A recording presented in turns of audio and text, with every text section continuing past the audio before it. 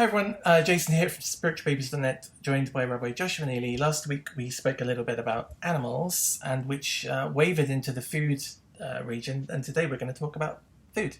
So thank you once again for giving us your time today, Rabbi. Oh, it's my pleasure. Food. Now, obviously, most of the people that are going to be listening to this will have some understanding of what food is and the kind of what I should hope so. Yeah, I know. Yeah, what kosher is. So I mean, but kosher actually, what got me wondering about today as a theme was the black and whiteness of the word kosher. So I'll give you an example. Here in Ireland, we have one store. I know I've mentioned it before. It's a point of contention, but we have one store that has kosher food. And we have two different shuls. There's an Orthodox shul and there's a progressive shul. And most of the Orthodox, I assume, have very kosher diets. And the progressive maybe leans a little bit more towards what they can eat rather than where they can eat. Which got me wondering about the greyness of the word kosher. Is something kosher or not kosher? Or is there biblically kosher and not biblically kosher? And then there's kind of kashrut, what people say is kosher and not kosher. If I was, for example, a vegetarian Jew, would where I get my vegetables from differ depending on what my outlook of the term kosher is, what the definition would be? Okay, that's a huge bundle of questions all at once. It was. So let's first of all deconstruct a little bit of that, starting with the idea of kashrut and the black and whiteness of it. So it's kashrut is very much like a fractals. Actually, so is much of Jewish law, in the sense that from a wide-angle macro view, you can see clear patterns of what is and is not inside the pattern, or inside the lines. But when you zoom in on a particular part of the pattern, on a particular part of the line, then you begin to notice that the line is not smooth, but it actually follows a more intricate dance that cuts back and forth depending upon different details. And when you zoom in even further, you'll see that those patterns are repeated deeper and deeper and deeper. So there's always a different level of understanding. There's always different evidence or circumstances that can change a final answer, even for an issue that might seem black and white. And we'll maybe look at some examples a bit later, but I just want to get that broad picture out there. The second thing I wanted to cover is that there is what is kosher as a legal question, and there's what is kosher as a cultural question. And those understanding the distinction between those two is very, very important. So right now I'm studying with a group of my congregants Rambam's Mishnah Torah on the topic of kashrut, of what is and is not kosher. And we were only through the first 4 or 5 chapters, but already they're looking at this going, but this isn't what we do, right? This is much more what would generally be considered lenient than what would be considered kashrut in the standard culture of observance to this at this point in history.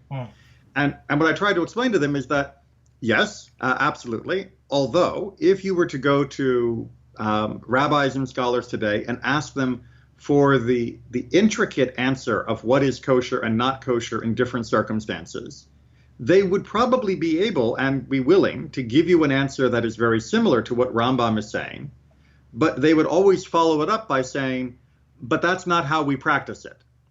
That's not what we hold by. That's not the way that it is done in our community these days. So there's a knowing the law, and then there is sort of a nimbus of additional cultural overlay that will often, in most of our cases, make things stricter than they are according to the technical law itself. And this is another example of the fences that are put around certain items to reduce the possibility of failing? So it's partly a question of fences. It's partly a question of cultural adaptation. So I'll give you one quick example that's easy to see how it works in 2 different communities. Gid hanashe, the sciatic nerve tissue, is forbidden by the story in Genesis and then later codified throughout the Torah and Jewish law. So that particular section of the back part of an animal, of land animals, we're not allowed to eat. Now, in historical halakha, you can read very clearly, therefore, exactly which part of those tissues have to be removed, which leave the rest of the back of the animal fit for consumption. And that goes into great detail so that you know exactly, like a surgeon, what you have to remove in order that you can eat. In the Ashkenazic world, you will almost never find any butcher that will sell a piece of the animal that comes from the back of the animal at all. And that goes back to a cultural distinction, which was they often found that it was simply easier and more expedient to cut the cow in half and sell the back half to non-Jews and only work on the front half, because the labor involved in removing the sciatic tissue is quite extensive.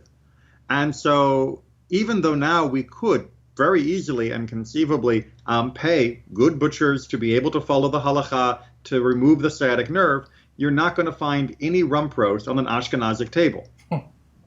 In the Sephardim, who lived in cultures and communities that were not willing to buy our rejects, they did not have a ready customer for the back half of a cow. And so those butchers were not going to throw away half the animal. And so they did and still practice the removal of the gid hanashe, and they eat from the back of the animal. So it's not that one is necessarily putting in a protection to be somehow more stringent or somehow better able to avoid transgression. It's simply, it was more convenient, it became the style, and now that style has become the custom, and now that custom has become binding. That's very interesting. Yeah, that comes up a lot, the repetition of an idea becoming the custom and the custom becoming the tradition. And once it's the tradition, it's the tradition. It's an interesting thing. I like it. You were talking about how in your classes your students were saying, well, this is not even close to what we do. Can you give us a couple of examples of what, say, the minimum or what the norm is in the Mishnah, and how today it's different? How your congregants today would have a different take? Sure. So in strict Jewish law, as Rambam codifies, but based on Talmud, Mishnah, and sort of primary assumptions about what it means to eat, there is always, for every type of eating, a minimum measure. And if you eat less than that, it does not count as eating. And so, there are numerous discussions of exactly how many bits of bug can there be in food and it still be considered kosher food. Now, it's very clear you're not supposed to deliberately add the bugs to your food. But if for some reason the bug got into the food, what is the minimum amount that I need to worry about, that if I'm eating it, I have transgressed? And my students are looking at me like going, what do you mean? Like, if I know that there's a bug in it, then I shouldn't eat it. And indeed, that is the normative halakha, right? If I know that, somehow a beetle, a small bit of an ant or whatever fell into the mixture, then yeah, I'm going to dump the soup out. The fly falls into my soup and it disappears. I'm not going to, most likely, dig through the entire stew in which it has dissolved to try and find wing, antenna, leg, and remove them. I'm going to consider the entire pot just a wash. I'm done, right? I'm going to have to just make a new meal. But by strict halakha, no, that bug falls in there and it goes, and you can't remove it, with any sort of certainty. And as long as it is beneath a certain measure, you still eat. Same thing is true for mixing of meat and milk in most circumstances. Again, these are accidental mixtures, not doing things on purpose. Talking about how there's the limits for many of the mixtures are when you can taste a difference as opposed to a strict numerical number. All of these are the limits that were put in place originally. And they were put in place originally, partly because if you can't taste it, it's not really there, which I think is a very good rule of thumb. Mm. But secondarily, or perhaps primarily, I can't crawl into the heads of the original sages as they were deciding these things, is the fact that food is precious. And especially for most of human history, for most people, throwing out your bowl of stew just because, a fly happened to lose a leg in it is a real non-starter, because that may be your only meal for the day. And if it's a meat stew, that may be your only meat for the month. And so if there is a way to avoid throwing it away and losing that, then the halakha will usually try to find a way.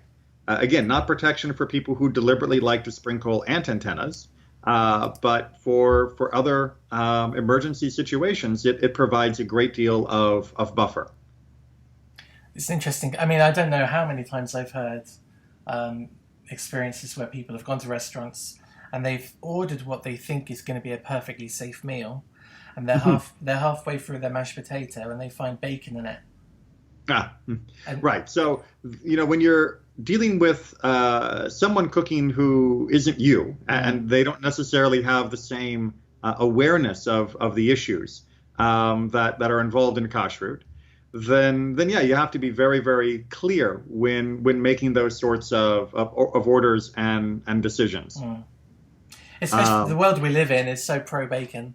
No one can understand why you wouldn't. I mean, there's bacon in coffee and there's bacon in ice cream, and they're like, why wouldn't you want bacon on top of it? But yeah, I love that phrase. I love the phrase pro-bacon. It's like, it should be a political party. I think it would do well.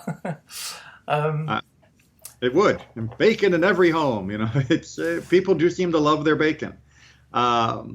And you're right, bacon is often used as a garnish the same way that parsley or a bit of carrot might be. Yeah. And that does present real problems for someone that's keeping kosher. So we generally think about the term kosher in regards to meats. Where does it fall with anything that was plant-based? So when you mentioned about like a vegetarian keeping kosher, well, let's actually move it to vegan, because there's still some other animal related questions if you're a vegetarian. But let's imagine you're a full strict vegan, no product that comes from an animal at all. Do you need to still go to a kosher supermarket to buy your carrot, to buy your parsnip? And the answer is no. Plants and vegetables and fruits are all inherently fit for human consumption. The only thing that needs to be observed is to make sure they're not bringing any passengers with them. Right. So if you're buying your broccoli, if you're buying certain types of leafy greens, oftentimes there will be little bugs that are wedged right up inside. A lot of the stuff that we get today has been very thoroughly washed and cleaned before it gets to the supermarket. But if you've ever bought from a farm, or if you've ever grown it yourself, you'll know that we're not the only ones eating those plants. And making sure that all of the bugs that can be seen have been removed is part of kashrut. So, and I'd imagine to somebody who's a vegan, would also be important for their own desire to make sure they're not consuming some form of animal. And yeah, no one wants gritty salads anyway. So I think wash your food. There was an interesting, because in the last few years, seaweed has become very popular, and I was curious about this because it's not really a land food. We don't really have that much. I don't know if there's any actually mention of seaweed as a food source in the text. But I've learned that some forms of seaweed, if a biological entity falls dead on it, it will absorb it.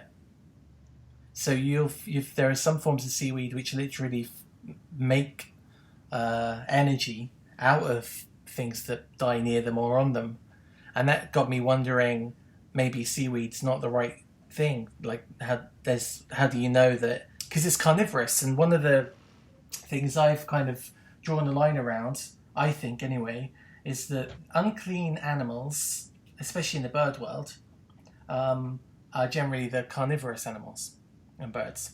So I wondered if that was Wait, wait, wait, hold on. Wait. Define carnivorous.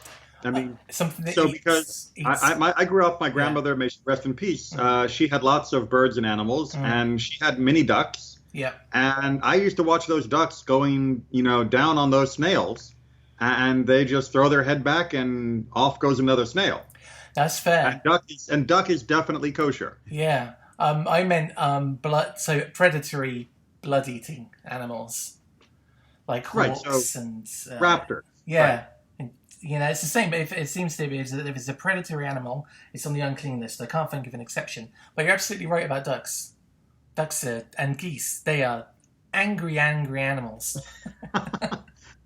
I like my grandmother's ducks. Good. Yeah. Geese, I agree with. They have an attitude, but no, it's not. It's not a question of what has the animal eaten per se. It's a question of when the animals are listed, they are not listed by their behaviors.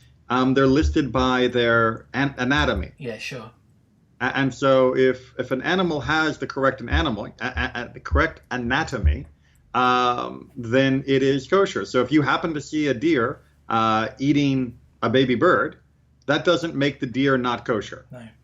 It just means that deer will eat things that we don't normally imagine them eating. And by the way, that's a real example. Oh, wow. That's just a nightmare waiting to happen. A beautiful deer. Actually, check out YouTube and you will find videos of deer eating things like that. And it is a very disturbing sight because deer are supposed to be soft, gentle, and cute. Not beautiful, spiritual, dancing through the forest and savagely attacking baby animals. No, the video that I saw was not ravaging savagely. They weren't pouncing out from behind a bush, rending it with teeth and hoof.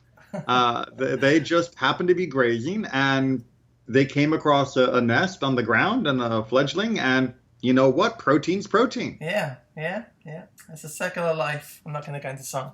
So seaweed.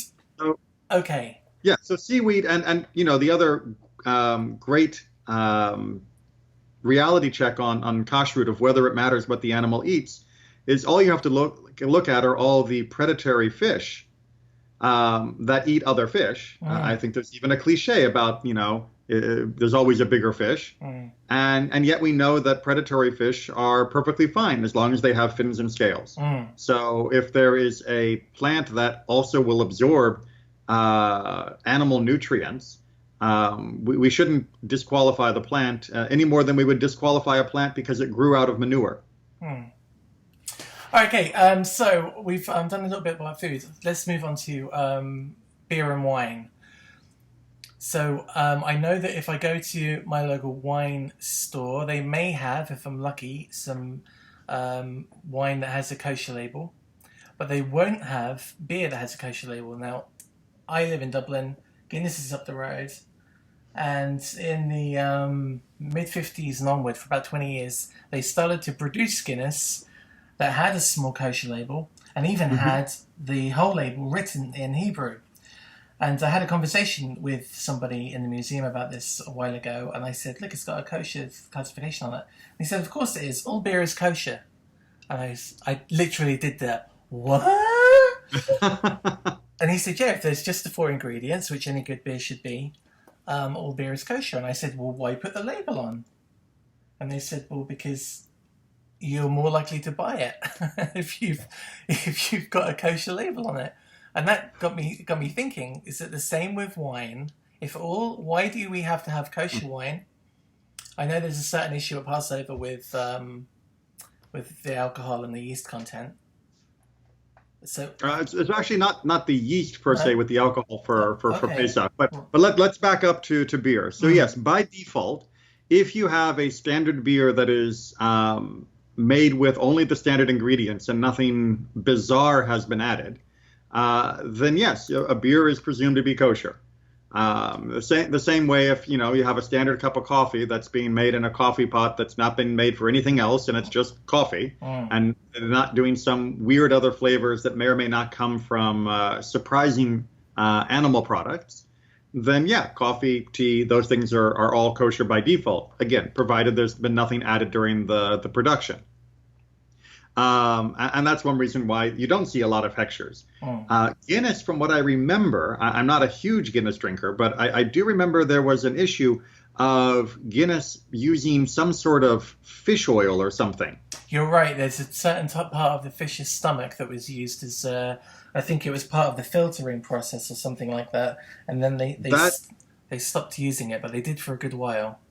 Right. So I thought there was something to do with that fish, and I couldn't remember whether it was a kosher fish or a non-kosher fish, or whether it was related to the idea that eating fish and meat together is considered unhealthy, is considered dangerous by some halachic authorities, which goes back to more classical views of the body and how the body works.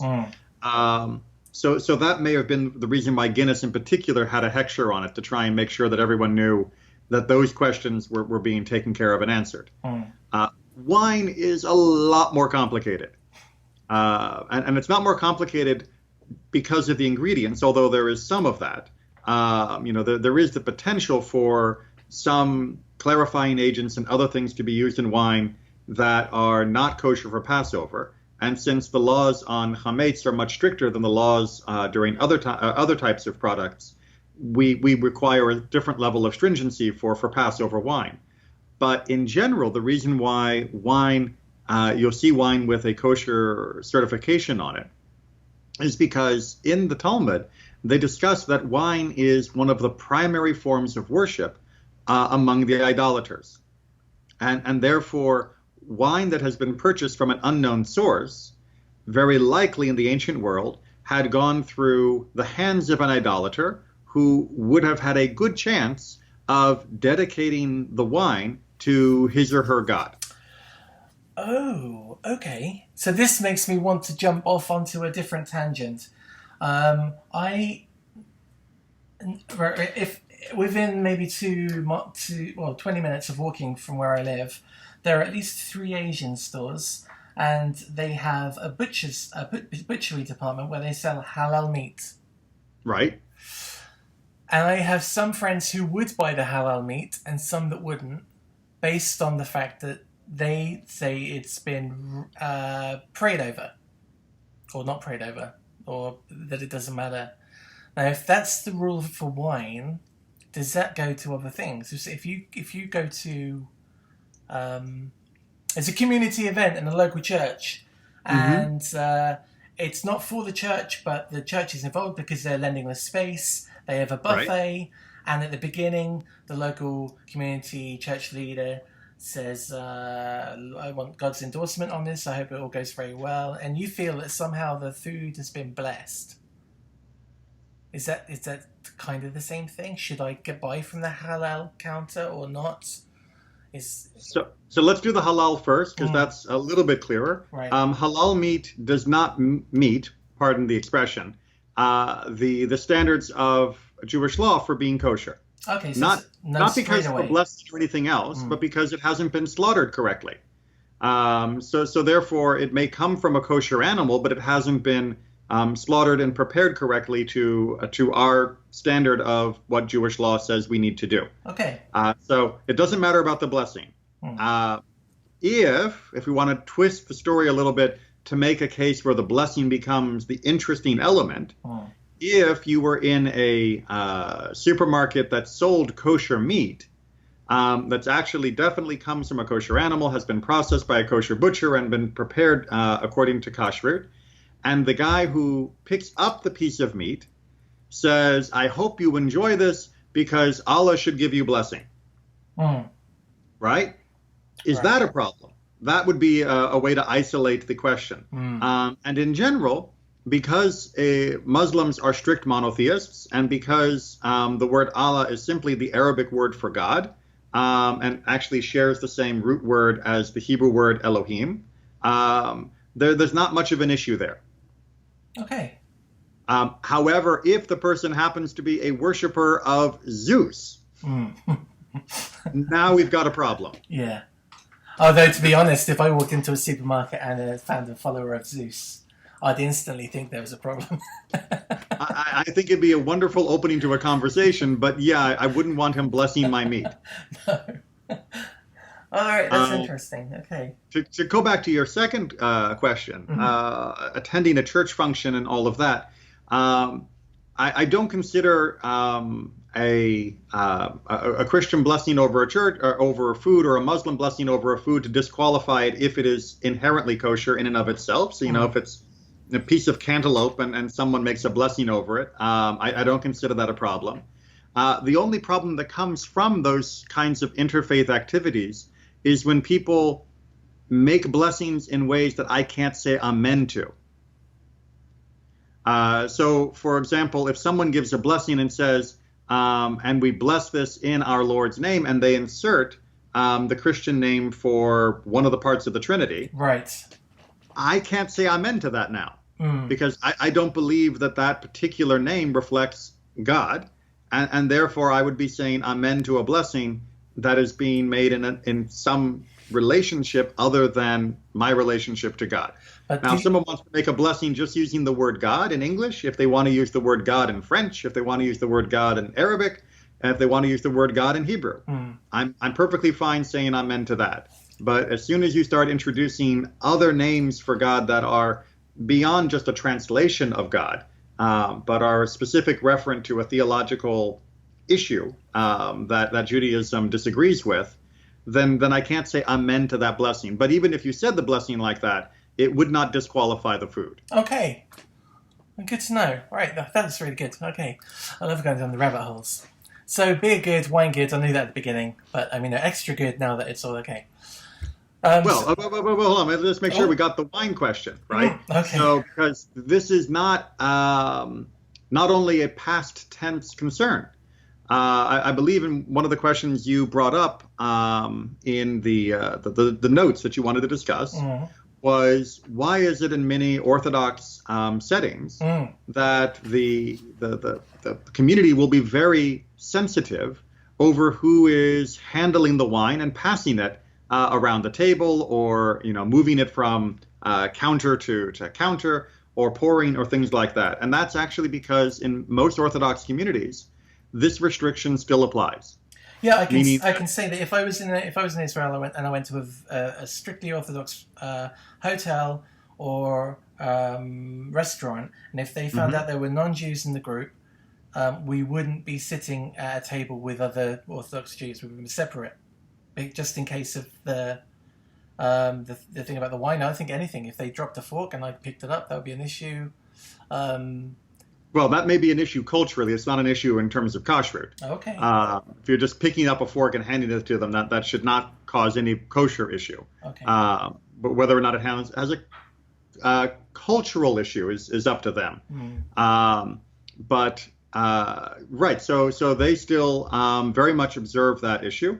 Now, there is one exception to this, which is, according to halakha, if the wine is unfit for being used as a sacrifice, for being used as a libation, then you don't have to worry about who touches it.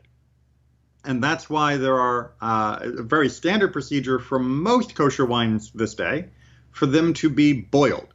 It's what's called mivushal, for them to be cooked. Because nobody would ever offer cooked wine to their God.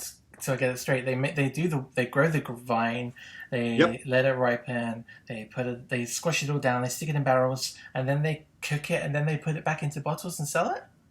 Yep. Now, how do they do the cooking? For the, again, vast majority of wine manufacturers, they do flash pasteurization, Okay.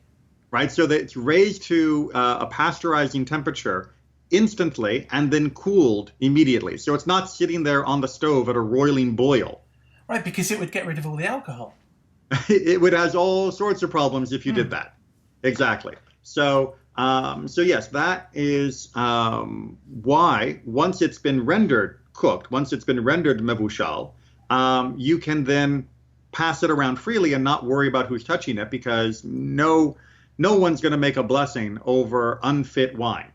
So what's the inherent issue with me touching the wine in the first place? Is it simply because, not being Jewish, I might be inclined to mutter a secret blessing to, let's go with Apollo this time. Is that Yes, right? Okay. that it's as straightforward and simple as that. Mm.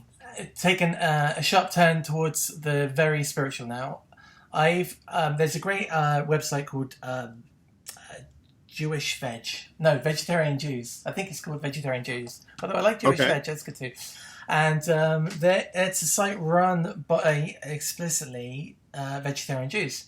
And you might guess that from the title. Yeah, no, you get exactly what you pay for on that website. And their argument, and it's an argument I've heard quite a lot, is that in the last days when the Messiah comes and the world is kind of renewed, it will be a vegetarian world. So my question is should we all try and be vegetarian? And if that's the case, or even if it isn't, if the Bible says that there will be a vegetarian world, how will temple offerings work? On the one hand, we're saying shed no blood, and on the other hand, temple offerings. And if we are vegetarian, how do we eat of the offerings that we take to the temple? So the short answer is no one can agree. Okay, that's good. Right. So if you're talking about during the days of Mashiach and the restoration of the temple and all of that, there is a long-standing debate. The vast majority of classical scholars say that the sacrifices will be renewed, and that the sacrifices will take place more or less as they took place in days past. Other scholars have said, and other opinions within rabbinic literature, that only some sacrifices will be renewed, rather than all of them. And then the thing that's really that makes this conversation very difficult is the vast majority of these conversations have nothing to do with vegetarianism. Instead, they have to do with what form will our spirituality take in these years to come.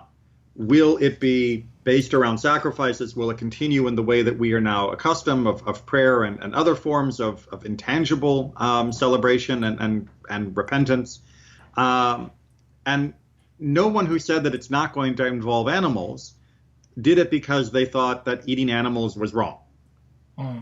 They said it's not going to involve animals because we don't need that. It goes back to the long-standing debate of whether or not God first gave us the sacrifices because it was what God wanted, or because it was a important ritual for people to have in all religions, and God knew that if he didn't tell us how to do it, we'd end up doing it in our own way, and then it would become quickly a pagan practice.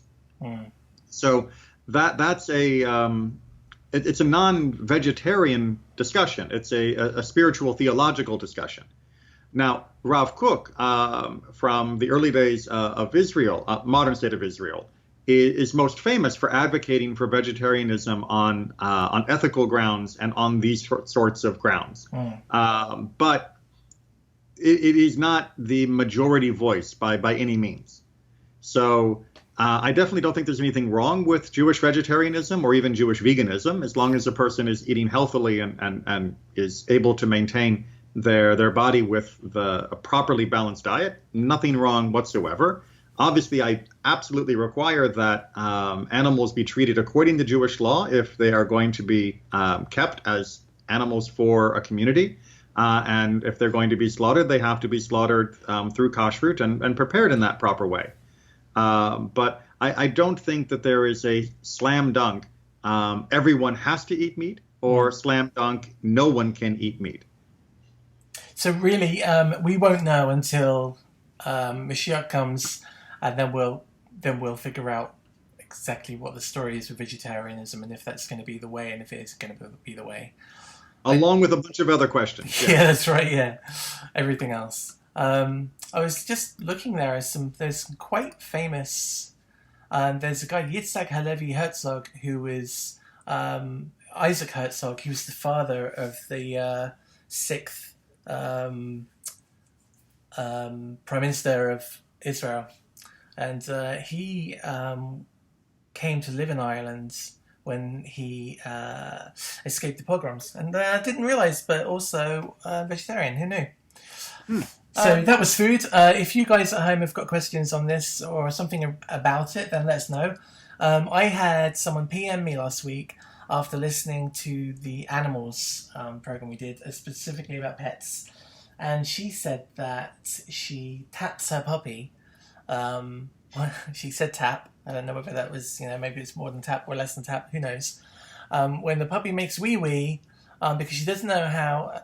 And I know you're not a dog behavioral specialist, but what she wants to know is it okay to reprimand animals with, I don't want to say violence because maybe that makes it sound too bad. I responded and said I don't think that's ever going to be an answer. That's never going to be a good answer. There's going to be another way of doing it. But when it comes to looking after animals, we see on the TV people use whips on horses and they use sticks on cattle to get them to go into the right way, to infuse them to move. I know that horse racing, they've put a ban on how many times you can use the whip now.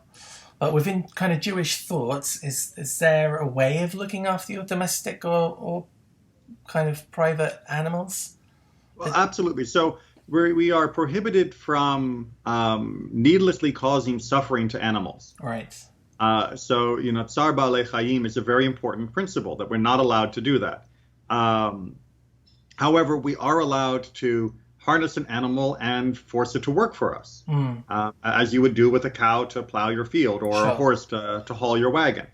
And we are allowed to coerce animals in as minimally violent as way as possible in order to do that work. Anyone who's ever tried to work with a donkey will know sometimes the donkey needs encouragement in order to do what you need it to do.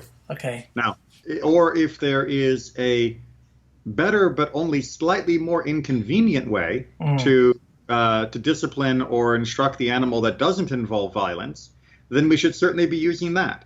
So maybe the answer is look at why you're doing it. Are you doing it because you think it's the best way to train the dog, or are you doing it out of frustration? Or because it just seems easy at the time and you think, why not? Yeah. It's difficult to know the best way to train every single animal. I certainly am not an animal expert on that behavioral aspect. But I do know that not every animal needs to be hit in every circumstance when you want to change its behavior, that there are a whole host of different behavioral tools that can work for training an animal. And I want to say to anyone listening, I know the person personally. They're a very gentle, lovely person. They're not out to beat animals. And they were so concerned. That's why they sent me the message. So I can imagine people are like, oh, when I find out who this person is, I'm going to pick at their lawn. But no, they're decent. Not necessary, not helpful. No, that's so funny. All right, okay, that's brilliant. Thank you very much for your time, and thank you guys for listening. Next week, I'm not sure what the subject will be, but if you've got ideas, then let us know as soon as we'll add them to the list. Thank you very much, Rabbi Neely, for giving us your time again. My pleasure, Jason. And we'll see you guys very soon. Goodbye. Bye.